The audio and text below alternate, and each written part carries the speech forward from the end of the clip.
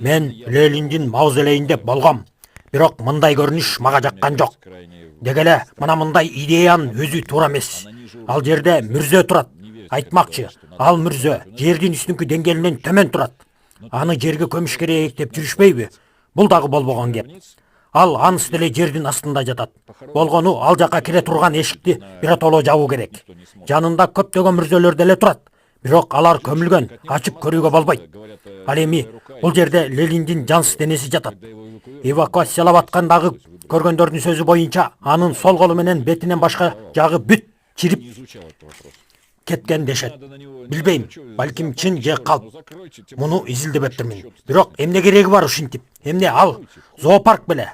Бүтөп салгыла мүрзөнүн оозун. Аякка эч ким кире албагандай болсун. Эгерде ошондой эле аны көчүргүңөр келбесе, мейли, тура берсин. Болгону жаап салгыла. Болду. Жансыз денени минтүү жакшы эмес.